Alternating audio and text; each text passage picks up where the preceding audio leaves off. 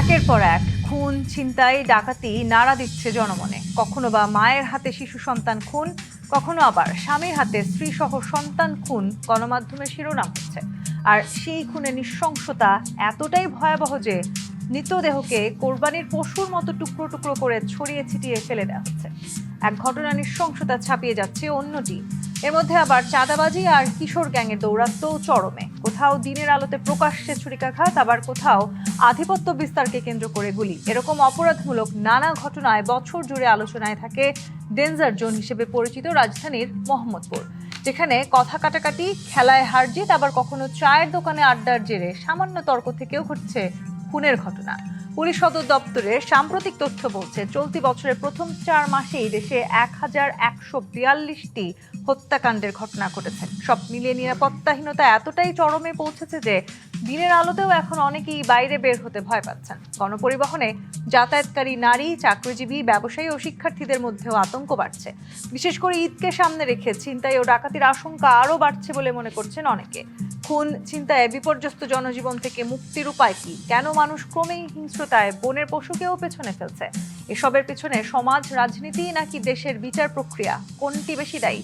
এসব নিয়ে আলোচনায় আজ রাজকাউন স্টুডিওতে আছেন সাবেক মুখ্য স্বরাষ্ট্র সচিব মোহাম্মদ আব্দুল করিম, আছেন বাংলাদেশ সুপ্রিম কোর্টের আইনজীবী অ্যাডভোকেট এলিনা খান, এবং আছেন ঢাকা বিশ্ববিদ্যালয়ের ক্রিমিনোলজি বিভাগের চেয়ারম্যান রেজাউল করিম সোহাগ। স্বাগত জানাচ্ছি আজকে রাজকাউনে। রেজাউল করিম সোহাগ, যেই সংখ্যাটি দিয়ে শুরু করলাম, মানে আমি পুরো এই 3 মাসের সংখ্যাকেও যদি আসলে একটু পরে আলোচনায় আনি, যদি শুরুটা শুধু এই মাসের প্রথম 16 দিনে করি, 16 দিনে 17টি খুন হয়েছে শুধুমাত্র রাজধানীতেই। এই যে ঘটনাগুলো ঘটছে এবং যেগুলো আসলে শুধু রাজনৈতিক খুন যেমন আছে, তেমনি পারিবারিকভাবে আমরা দেখছি এক ধরনের নৃশংসতা বাড়ছে। এই ঘটনাগুলোর পরেও আসলে কোথাও না কোথাও আমরা দেখতে পাচ্ছি কোনোভাবে অপরাধকে নিয়ন্ত্রণ করা যাচ্ছে না, লাগামটা টেনে ধরা যাচ্ছে না। মানে দুর্বলতাটা আসলে কোথায়, সেটা দিয়েই যদি শুরু করি।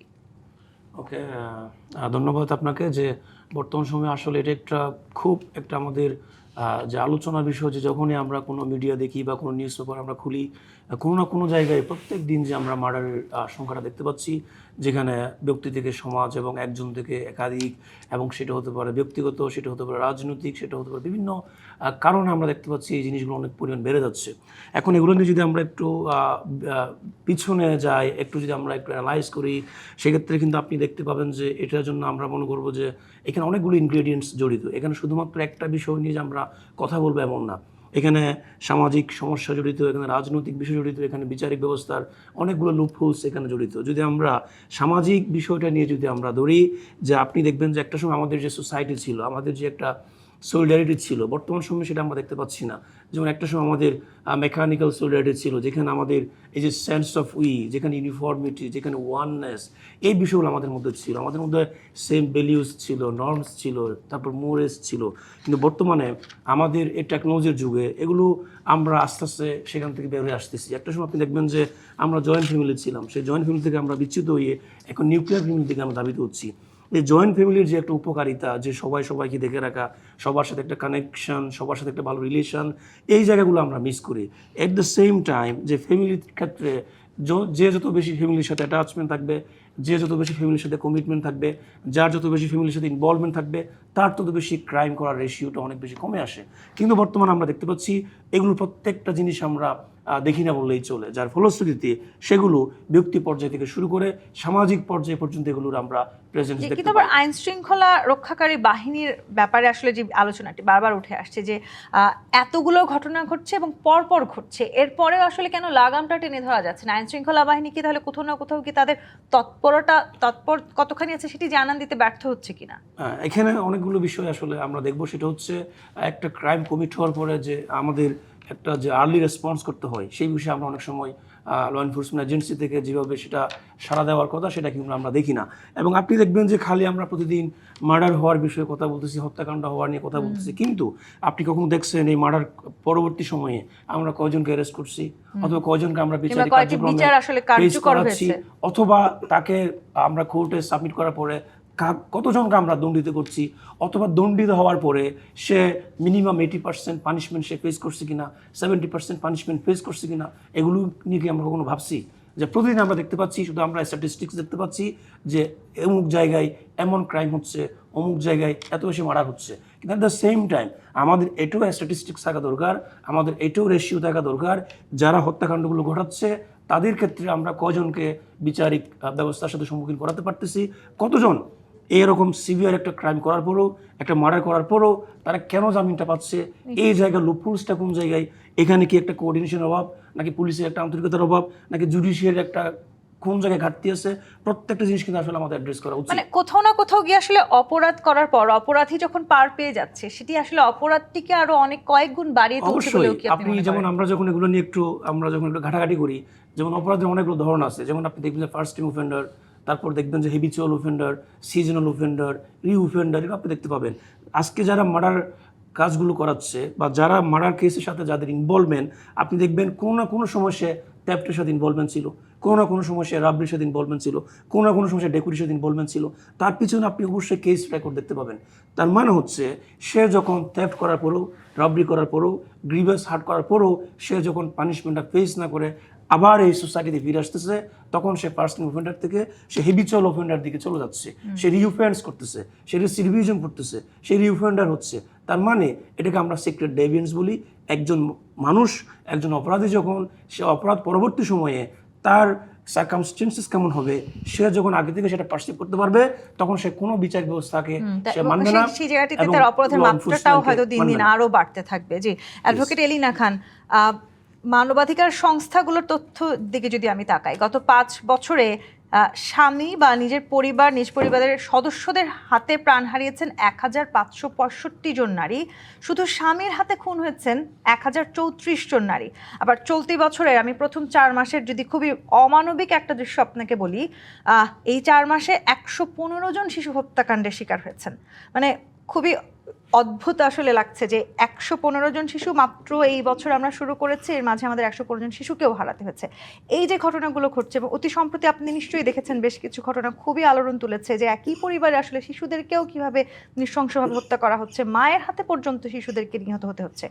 এই ঘটনাগুলো থেকে আসলে বেরিয়ে আসার এই মুহূর্তে মানে শুধুই কি আইন শৃঙ্খলা রক্ষাকারী বাহিনী কঠোর হলেই হবে?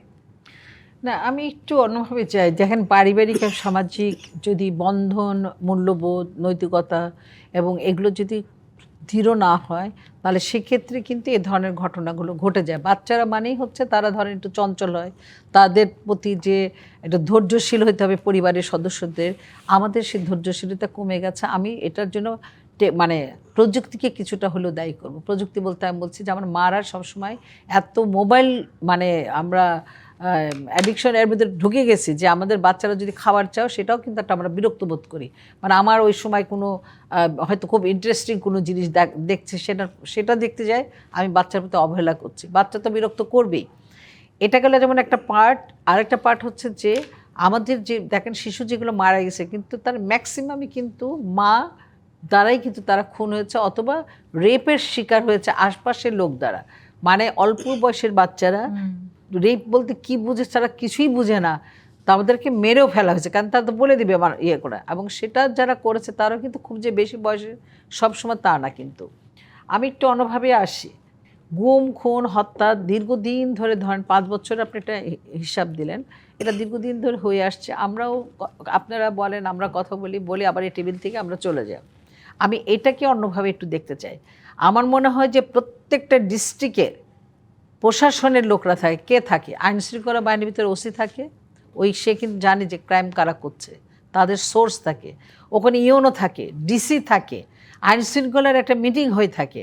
আমার প্রশ্ন হচ্ছে যে এলাকাতে অধিক পরিমাণ প্রবণতা দেখা যায়, তারা কিন্তু জানে। আপনি কিছুক্ষণ আগে বলেন মোহাম্মদপুরে কিশোর গ্যাংয়ের প্রবণতা বৃদ্ধি আছে, তাহলে কিশোর গ্যাং যদি প্রবণতা থাকে সেটা কিন্তু ওখানকার ওসি জানে কিন্তু যে কোন জায়গাটা আছে। তাহলে সেই জায়গাটা কেন ড্রাইভ দেওয়া হয় না একটা? ওখানে কেন সমাজ কল্যাণ মন্ত্রণালয় থেকে মোটিভেশন তৈরি করার জন্য অন্যভাবে ব্যবস্থা গ্রহণ করা হয় না? অথবা ওখানে যেহেতু জেনেভা ক্যাম্পাসে বা আমরা জানি যে খুবই মারাত্মক অবস্থা, তার সেই জায়গায় আইন শৃঙ্খলা আরেকটু শুধু কারণটাও হয়তো অনেকটা জানা, মানে সেই কারণটাও বারবার উঠে এসেছে যে প্রভাবশালী যারা আছেন তাদের ছত্রছায়াতে এই কিশোর গ্যাং। আমি এটাতে আসছি। এই জায়গায় রাজনৈতিক সদিচ্ছার যদি না ঠিক থাকে, তাহলে পরে কখনোই আপনি কোনো কাজ সঠিকভাবে করতে পারবে না। সেখানে রাজনৈতিক যারা আছে তাদেরকে জবাবদিহিতার মধ্যে নিয়ে আসতে হবে। যতক্ষণ পর্যন্ত তারা যতক্ষণ পর্যন্ত বলতে পারবে না যে এখানে আমার এলাকা কোনো খুন খারাপি হয় না, আমার এখানে কোনো কিশোর গ্যাং নাই, আমার এখানে কোনো চাঁদাবাজি হয় না, তখন ধরে নেবো যে হ্যাঁ সে সত্যিকারভাবেই কাজটা করছে। এটা গেল একটা পার্ট রাজনীতিকে দেওয়া। আর যেটা বলছেন ঘরের মধ্যে যেগুলো ঘটছে, সেখানে রাজনীতির প্রভাবের থেকে বেশি প্রভাব খাটাচ্ছে প্রযুক্তি।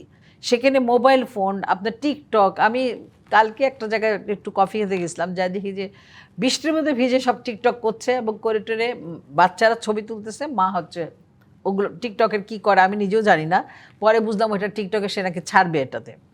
এই যে এক ধরনের আমি খারাপও বলবো ভালো বলবো কিনা আমি জানি না, এটাকে প্রভাবটা পড়ছে ছোট ছোট বাচ্চাদের উপর, যারা 14, 15, 16 বছর, যারা বুঝে না যে আমি কিভাবে নিজেকে মানে কন্ট্রোল করব। তারা আবার কতগুলো লোভনীয় লোকের টোপে পা দিয়ে থাকে এবং সেখান থেকে এই ধরনের বিকৃত রুচির লোকদের ভেতর যাওয়ার পরে এরা কিন্তু অনেক অঘটন ঘটায় ফেলে। আমি আপনাকে একটা কথা বলতে চাই, রাজনৈতিক সদিচ্ছা, আইনশৃঙ্খলা বাহিনীর কঠোর হস্তে দমন করা এবং পারিবারিক যে মূল্যবোধটা হারাই গেছে সেটাকে ফিরিয়ে আনার জন্য সমাজে ওখানকার যারা ব্যক্তি আছে, ধরেন আমার এলাকায় আমি বসবাস করি, তাহলে ওখানে গণ্যমান্য ব্যক্তিরা আছে, তারা যদি একটু খেলার মাঠ তো নেই যে খেলবে ওখানে, কিন্তু তারা যদি একটু কোনো সাংস্কৃতিক অনুষ্ঠান করে, তারা যদি এলাকা ভিত্তিক যদি কোনো একটা মানে কোনো আঁকার মানে আঁকানোর যদি ব্যবস্থা করে, অঙ্কন বাচ্চাদের মধ্যে, মানে একটা ক্রিয়েটিভ তৈরি করা যাতে তারা এনগেজ থাকে, তাহলে কিন্তু দেখবেন যে এটা কমে আসছে। সেটি যেমন একটা অংশ, তেমনি আসলে যেটি আমাদেরকে অধ্যাপক রেজাউল করিম বলছিলেন যে আসলে বারবার অপরাধী অপরাধ করছে কিন্তু আমরা তার কোনো দৃশ্যমান শাস্তি হতে দেখছি না, যে কারণে তার অপরাধের মাত্রাটাও হয়তো বাড়ছে। আচ্ছা, এটাকে আমি এভাবে দেখি।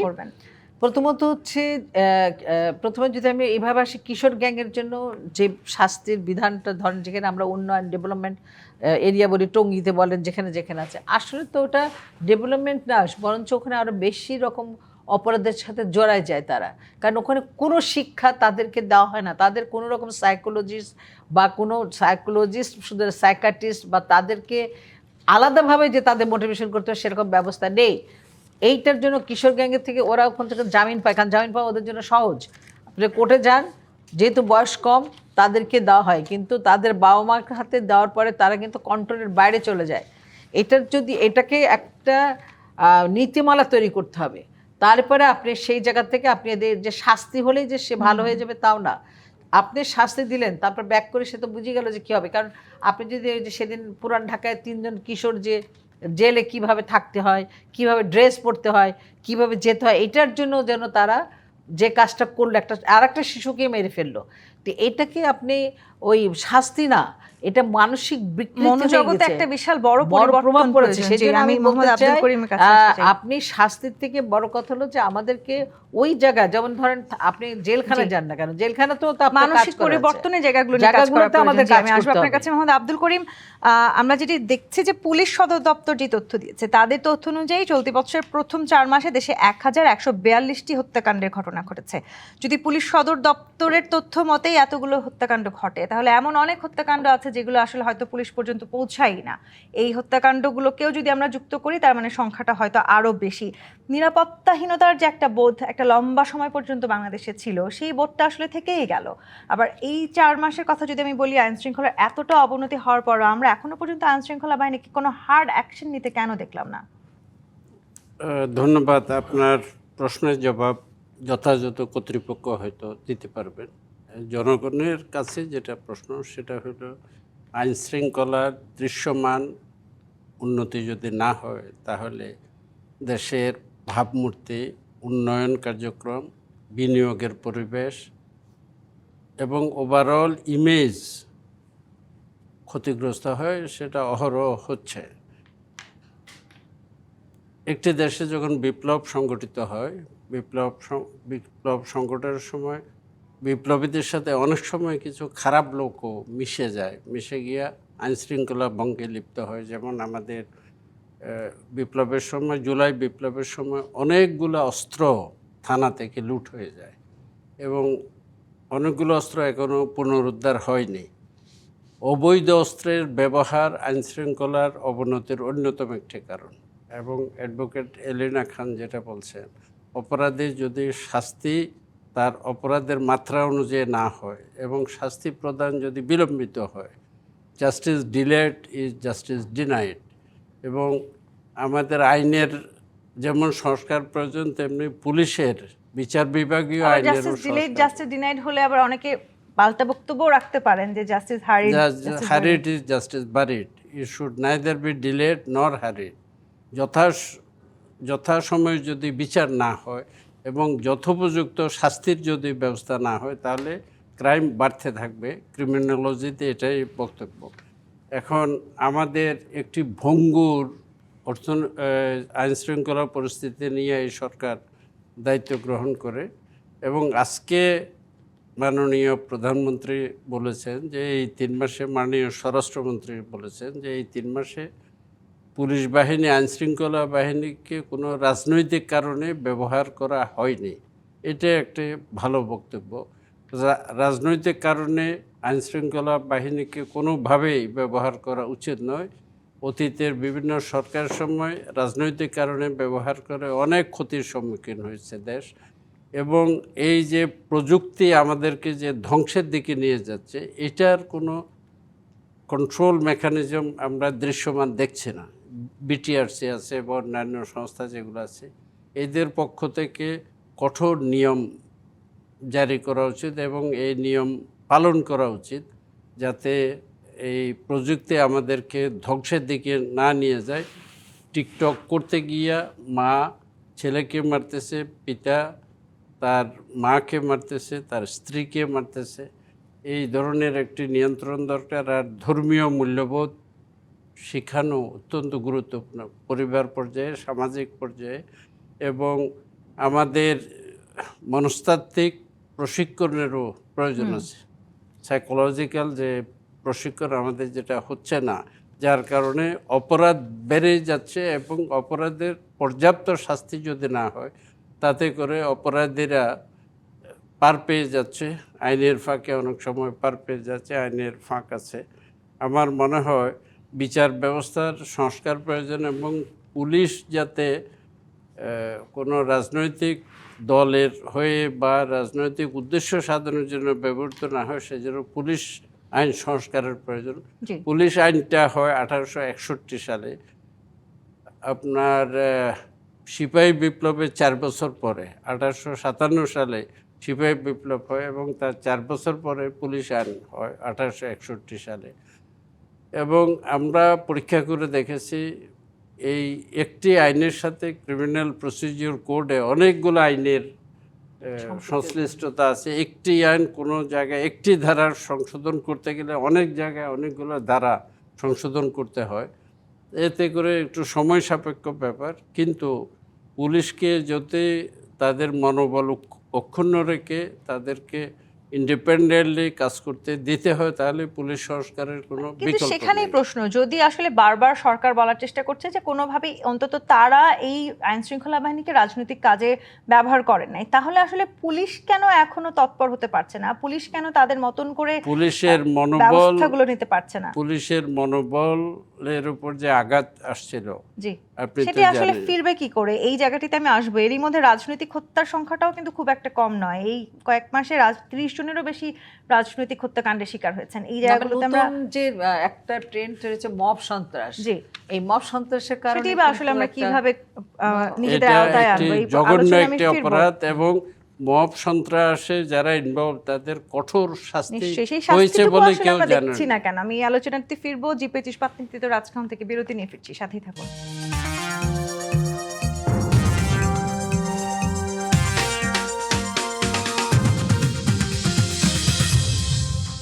আর একবার আমন্ত্রণ জিপি ইস্পাত নিবেদিত রাজকাহনে।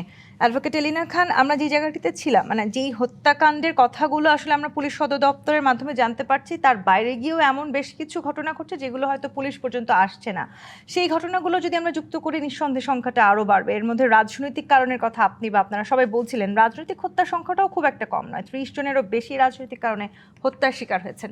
সব কিছু মিলিয়ে আসলে যেই নৃশংসতা বাড়ছে, বা হত্যাকাণ্ডগুলোর দিকেও যদি আমরা তাকাই, যেই নৃশংসভাবে আসলে হত্যাকাণ্ডগুলো ঘটানো হচ্ছে, শুধুমাত্র যদি আসলে আমরা আইন শৃঙ্খলা বাহিনীকে আরেকটু তৎপর দেখি, তাহলে কি এগুলো একটু কমে আসার সম্ভাবনা বাড়তো বলে মনে করেন?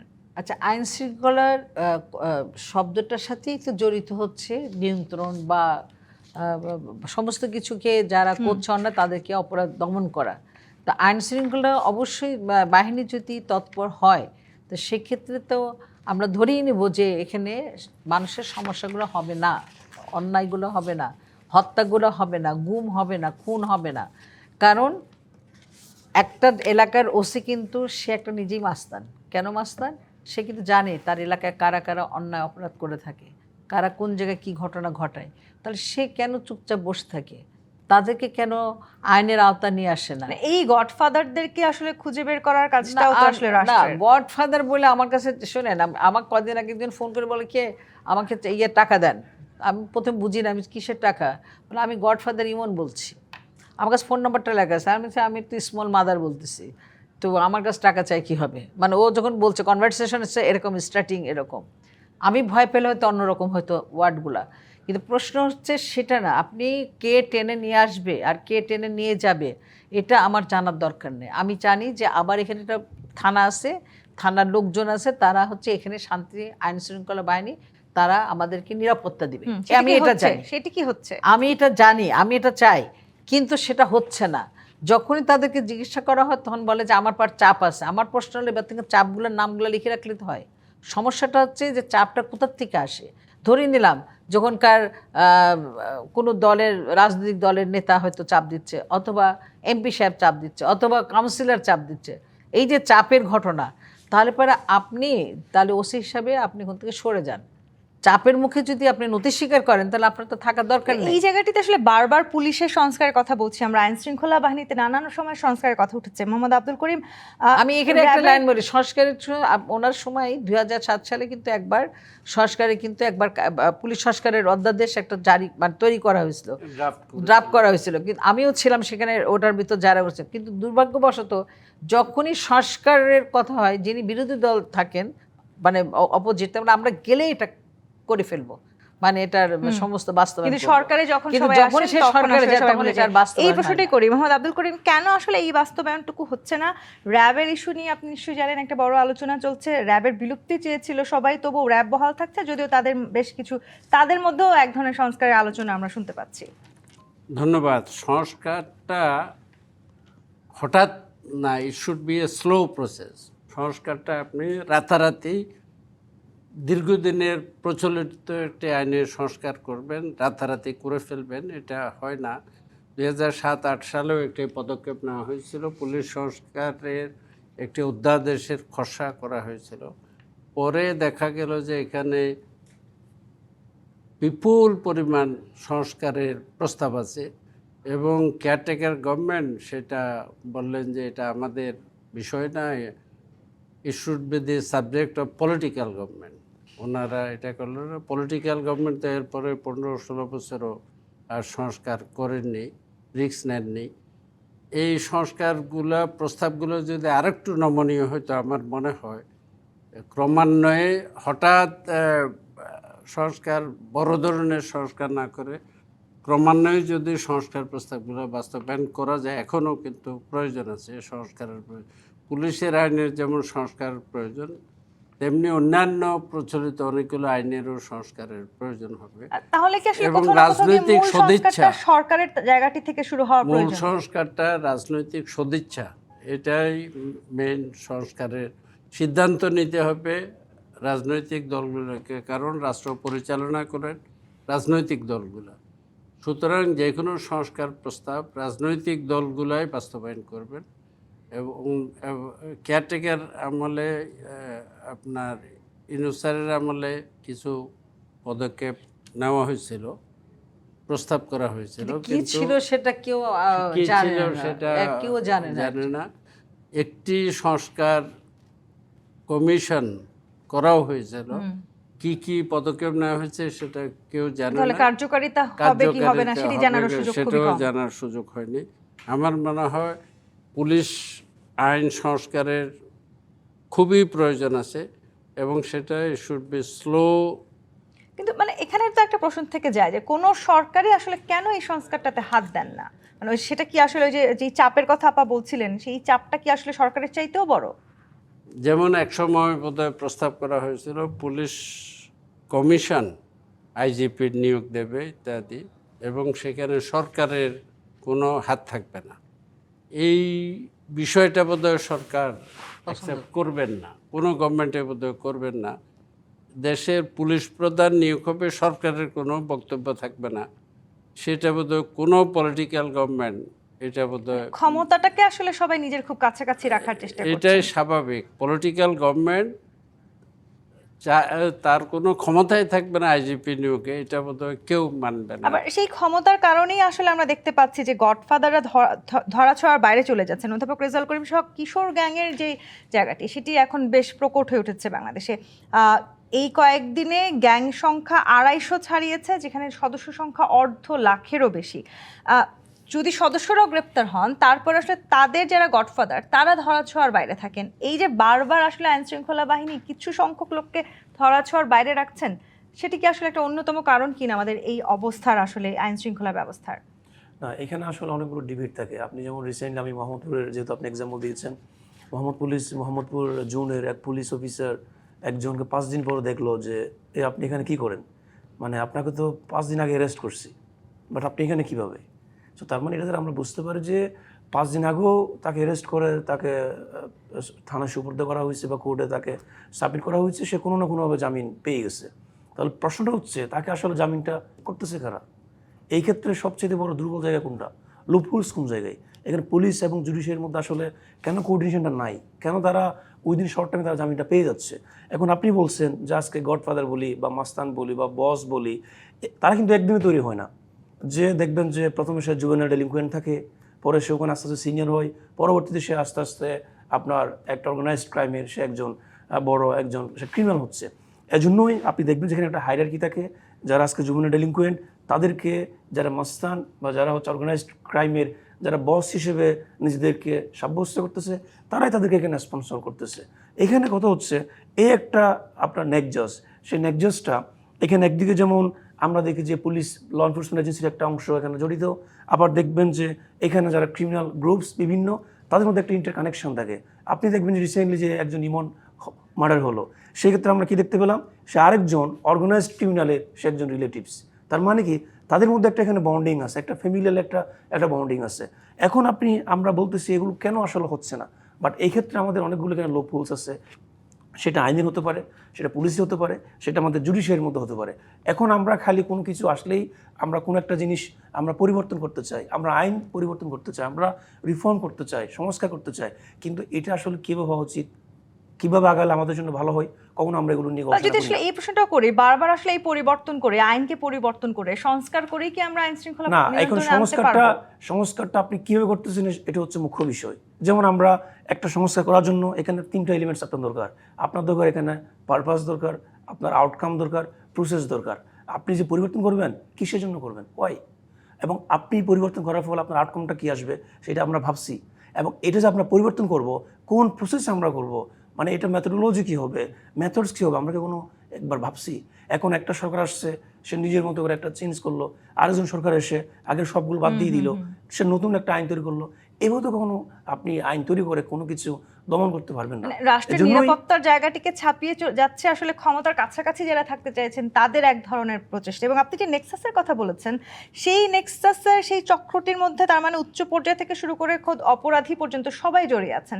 এই নেক্সাসটা ভাঙবে কে তাহলে? এই প্রশ্নের উত্তরটিতে ফিরবো আপনার কাছে। জিপিএইচ ইস্পাত নিবেদিত রাজকাহন থেকে আরেকটি বিরতি নিয়ে ফিরছি, সাথেই থাকুন।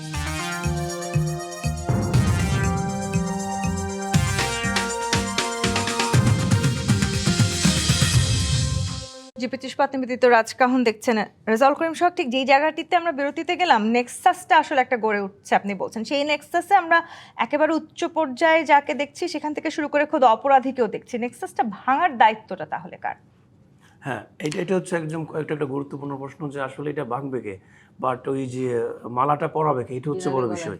হ্যাঁ, সেই জন্যই এখানে এককভাবে কিন্তু কেউ কখনো পারবে না, যেটা আমরা আপনি যখন অনেক কেসে স্টাডি করবেন, যেমন একটা সময় যে ওই যে আমাদের নয়নবাউন্ডের একটা কাহিনী আমরা দেখতে পেয়েছিলাম, যেখানে সে একটা মিন্নি হত্যাকাণ্ডর ওই সংক্রান্ত একটা বিষয় নিয়ে বাংলাদেশে খুব বেশি সেন্সেশনটা তৈরি করেছিল। কিন্তু তখন আমরা দেখতে পেলাম এই ঘটনার সাথে যে জড়িত নয়নবাউন্ড, তার সাথে পলিটিক্সের বা পলিটিশিয়ানদের একটা বিশাল একটা কানেকশন ছিল, এবং সেটা প্রুভড। তার মানে আমরা দেখতে পাই যে এখানে যারা অপরাধ চক্র বা যারা ক্রিমিনাল গ্যাংসগুলো চালায় তাদের সাথে পলিটিশিয়ানদের যারা হচ্ছে বলবো যে একটু করাপ্টেড বা যারা অনেক সময় ইলিগাল অ্যাক্টিভিটিসের সাথে বেশি জড়িত, তাদের একটা কানেকশন থাকে। এখন এই জিনিসটা ভাঙবে কারা? এজন্য আগে আমাদেরকে দেখতে হবে যারাই এইসবের সাথে ইনভলভমেন্ট, যেহেতু তাদের সাথে পলিটিশিয়ানদের একটা বিশাল একটা কানেকশন, এজন্যই যারা রুলিং পার্টি থাকবে, যারা গভর্নমেন্ট থাকবে, তাদেরকে এগিয়ে আসতে হবে যে এই জিনিসটা ভাঙার জন্য। এবং আপনি চাইলেও শুধুমাত্র সরকার এটা ভাঙতে মানে পারবে শুধু না। এগিয়ে আসলে তো হবে না, পুরো জিনিসটাকে আসলে একটা দৃশ্যমান জায়গায় নিয়ে আসতে হবে। সেই দৃশ্যমান এই জায়গা থেকে দৃশ্যমান, আমরা দেখতে হ্যাঁ, পাচ্ছি। এই দৃশ্যমান জায়গার জন্য আমরা যেটা বললাম যে শুধুমাত্র ইটসেলফ গভর্নমেন্ট কখনো এটা পারবে না। তার পাশাপাশি আপনাকে সরকারকে ইনফরমেশন দিয়ে সহায়তা করতে হবে। যারা অপরাধ করে তাদের তো একটা ট্রেস থাকবেই। যেমন একজন অপরাধ করতেছে, বর্তমানে এখন আপনার টেকনোলজি অনেক বেশি অ্যাডভান্স, তার আপনি ফিঙ্গারপ্রিন্টে রেখে দেন, তাহলে আপনি তো তার যখন প্রিন্টটা দিবেন সে কয়টা কেসের আসামি, সে কোন কোন ক্রাইমগুলো করতেছে, সব রেকর্ডস আপনি পাচ্ছেন। তাহলে সেই ক্রাইমের প্রপোর্শন অনুসারে তাকে আপনি পানিশমেন্ট দেন। শুধু পানিশমেন্ট দিলেও হবে না, সে যাতে প্রপার পানিশমেন্টটা ফেস করে সেটি নিশ্চিত নিশ্চিত করতে করতে হবে। হবে। কিন্তু সেই সেখানেও ক্ষেত্রে আবার সবার প্রশ্ন একটা ওঠার important- সুযোগ থেকে যায়। অ্যাডভোকেট লিনা খান, আমরা বারবার বলছি যে নানান রকমের হত্যাকাণ্ড বা ঘটনা ঘটছে, নিরাপত্তাহীনতায় ভুগছি আমরা, কিন্তু এটার পেছনে আসলে কে বেশি দায়ী, সমাজ, রাজনীতি, নাকি এই যে পুরো বিচার প্রক্রিয়াটির কথা আমরা বলছি সেই প্রক্রিয়াতেই কারো বিশ্বাস এখন নাই?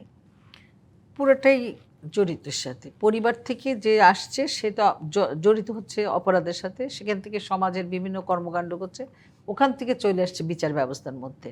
আপনি একটু যদি আসেন, কিছুক্ষণ আগে উনি বলেন যে 5 দিন আগে যাকে দেবেন জেলখানা দিয়ে আসলাম, তারপর সে বের হয়ে আসলো। এখানে আপনি একটু দেখবেন যে এফআইআরগুলো যে তৈরি করা হয় থানার থেকে, সেটা কতটুকু দুর্বলতা থাকে আপনি চিন্তাও করতে পারবেন না। মামলা ধ্বংস করে দেয়, বড় বড় মামলা নষ্ট হয়ে যায়। দোষটা হয় যে আমরা তো ধরে দিয়ে দিছিলাম, কোর্ট থেকে বের করে দিয়েছেন না। আপনি যে বাচ্চাটার মানে ছেলেটাকে যাকে ধরে দিয়েছেন তার বয়সের ভিতরে ফারাক থাকে।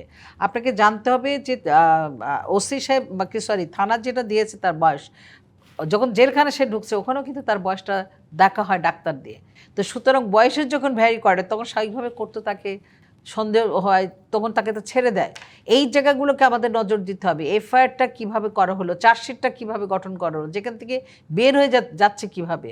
এটা যেমন সত্যি, আপনি একটা জিডি করতে যান, আমার সাথেই চলেন, আমরা পরিচয় দিব না, আপনি যেটা লিখে নিয়ে যাবেন সত্যি ঘটনা, তখন বলবো যে এটা লিখলে না আপনার নাম মামলা করতে হবে, এটা লেখা যাবে না, আমরা তৈরি করে দিচ্ছি, এটা করেন। আপনার মেন জায়গা থেকে আপনাকে সরাই দিব ওখান থেকে। এটা থানার থেকে করা হচ্ছে, এটা আমি 100% শিওর হয়ে আপনাকে বলছে কথাটা। সুতরাং এখানে যে কথাগুলো বলতে চাচ্ছি সেটা হচ্ছে যে উনি একসময় সচিব ছিলেন, মানে খুব একদম দাপুটে। হ্যাঁ দাপুটে সচিব ছিলেন। তো সচিবরা অলওয়েজ দাপুটে থাকে, কিন্তু সচিবরা ইচ্ছা করলে মানবিক হতে পারেন, সচিবরা ইচ্ছা করলে আবার দানবও হয়ে যেতে পারেন। সচিবরা যদি মানবিক হয় এবং যদি শক্তিশালী সেটা প্রয়োগ করে এদের উপরে, যে যারা ধরেন থানাতে যে তোমার যে জিজিটা নিয়ে যাচ্ছে, যেই লোকটি নিয়ে যাচ্ছে, সে তো তার ভাষায় কথা বলবে, কারণ তার ঘটনাটা, তুমি কেন তোমার মতো করে ওটাকে লিখবে? তুমি যে এফআইআরটা করতেছো তার ভিতরে দুর্বলতাকে, একটা আমার কাছে একটা মামলা আসছে, ঘটনা ইন্টারেস্টিং ঘটনা, এপ্রিল মাস চলছে, আর এটা ওখানে ডেট দেখানো হচ্ছে জুন মাসে তাকে মারধর করা হয়েছে। আপনি এখন বলেন ওই মামলাটা কি চলবে? ওই মামলা থেকে আসামি কি ছাড়া পাবে না? জুন মাস আসেই নাই তো এখনো 26 সালে। আইন শৃঙ্খলা মানে সদিচ্ছার জায়গাটিও খুব গুরুত্বপূর্ণ। শুধু সদিচ্ছা না, এখানে টাকার খেলা হয়। টাকাটা যেখানে ঢালবে শুধুমাত্র মাস্তান, এই রাজনীতি প্রেশার সব কিছুর থেকে বড় প্রেশার হচ্ছে ওনাদের উপর যেটা থাকে, টাকার পরিমাণ কোন জায়গা থাকে। আপনারা বলেন যে আমরা সবাই ভালো হয়ে গেছি, না, আমরা কেউ কোন জায়গা থেকে ভালো পলিটিক্যালভাবে যে লোকগুলো আছে তারা তো আছেই, আমরা তো দুর্নীতিগ্রস্ত, আমরা তো দুদুকে পাঠাচ্ছি। পুলিশের কয়জনকে ধরে আমরা তাদের বাড়ি ঘর, তাদের বউ বাচ্চার যে সমস্ত ড্রেস, যে সমস্ত কাপড় চুপড়, তাদের পড়াশোনার যেগুলো করা হয় তার যদি একটা তৈরি করা হয় মানে তাদের উপর, তাহলে দেখবেন যে ওখানে অনেক দুর্নীতির আখড়া। এখানে যখন আপনি হাত দিবেন তখন তারা যদি সততার মধ্যে, সেই হাতটা কি আসলে কোনো সরকারে দিতে না। একবার আমি করেছিলাম 300 পুলিশের উপর, একবার আপনার এটার উপর যে কার বাড়ি কয়টা, কার ঘর কয়টা করতে হচ্ছে, এটার পর আমার পর অনেক চাপ আসছিল, তাতে কিছু আসছে না। এই জায়গাটি কেন মোহাম্মদ আব্দুল করিম, মানে আসলে সর্ষের ভেতরেই ভূত কিনা? তাহলে এই পুরো সিস্টেমটাকে পাল্টে ফেলাটাও তো ভীষণ কঠিন। আমরা যে অনিশ্চয়তার মধ্যে দিয়ে আছি বা যে ভয়ে আছি, আমরা সেই ভয়টা থেকে তাহলে দূর হব কি করে? আমরা নিজেদেরকে আসলে নিরাপদ অনুভব করব। ধন্যবাদ। ইচ্ছা করলে কিন্তু জবাবদিহিতার আওতায় আনা যায় সরকারি কর্মচারীদেরকে। যেমন এক সময় আনা হয়েছিল, থানার ওসি ওই এলাকার লোকজনদেরকে মাসে একবার ডেকে জবাবদিহিতা প্রশ্ন উত্তরের সম্মুখীন হইতেন এক সময় ওসি। কেন অমুক মামলা হলো, অমুককে কেন অ্যারেস্ট করা হলো, কী কারণে করা হলো, কোন ধারায় মামলা দেওয়া হলো, কোন ধারায় কেন দেওয়া হইল না, এগুলো একসময় জবাবদিহিতার আওতায় আনা হয়েছিল এবং তখন আইনশৃঙ্খলার অনেক উন্নতি হয়েছিল। ইচ্ছা করলে এদেরকে আইনশৃঙ্খলার জবাবদিহিতার আওতায় আনা যেতে পারে। সেটা সরকারের ইচ্ছার উপর নির্ভর করে, সরকারের সদিচ্ছার উপর নির্ভর করে।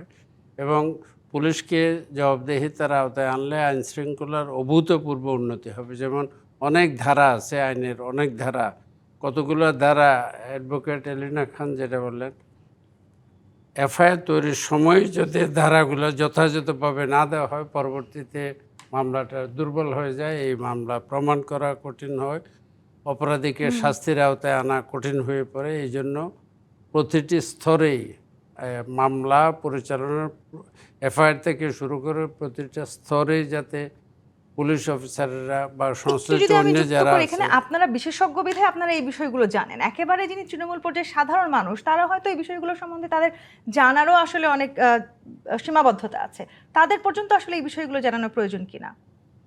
এটা আমি একটু কথা ওনার সাথে একটু সম্পৃক্ত করি আপনার অনুমতি নিয়ে। সেটা হচ্ছে যে এটা করা যায়, সেটা হচ্ছে যে যে থানাগুলো আছে সেই থানাগুলোতে যদি যেটা আইনশৃঙ্খলার একটা মিটিং হয়, প্রত্যেকবার মিটিং হয়, সেই মিটিংয়ে যদি এলাকা ভিত্তিক যে মিটিং হয়, ওখানকার এলাকার যে লোকজন থাকে প্রত্যেকটা, মানে আপনার এনজিও থেকে শুরু করে যারা সোশ্যাল কাজ করে তারা কিন্তু সম্পৃক্ত হয়, এদের উপর যদি দায়িত্ব দেওয়া যায় যে আপনারা এগুলো ঠিক মতো দেখেন যে এই এলাকার যদি কারো প্রবলেম হয় আপনারা হেল্প করেন। তার মানে আমরা আসলে জবাবদিহিতাটুকু নিশ্চিত করতে পারবো কিনা মোহাম্মদ আব্দুল করিম? প্রত্যেক থানায় কিন্তু অপরাধীদের তালিকা আছে এবং এই তালিকা হালনাগাদ করার নির্দেশ আছে। বিভিন্ন সময় যথাসময়ে এটা হালনাগাদ করার নির্দেশ আছে। অনেকে এটা হালনাগাদ করতে গেলে পরিশ্রম করতে হয়, অনেকে এই পরিশ্রম করতে চায় না, কিন্তু যারা করবে না তাদেরকে যদি আইনের আওতায় আনা যায়, কারণ আইন অনুযায়ী তারা এই তথ্য হালনাগাদ করতে বাধ্য। এখানে আইনের প্রয়োগটা হইল মেইন। যারা আইনের অবাধ্য হবে, সেটা সরকারি কর্মচারী হোক, জি, ম্যাজিস্ট্রেটের হোক, পুলিশের হোক, তাকে আইনের প্রত্যেকের বিরুদ্ধে আইনের সর্বোচ্চ নিশ্চিত সর্বোচ্চ করতে হবে। জি, প্রয়োগটা মোহাম্মদ আব্দুল করিম, নিশ্চিত করা। অ্যাডভোকেট এলিনা খান, রেজাউল করিম সাহেব, অসংখ্য ধন্যবাদ আজকে রাজকাহনের সময় দেওয়ার জন্য। আজকের মতো বিদায় নিচ্ছি জি25 নিবেদিত রাজকাহন থেকে। ফিরবো আগামীকাল রাত 10টায় নতুন রাজকাহন। এডিবিসির সঙ্গে থাকুন।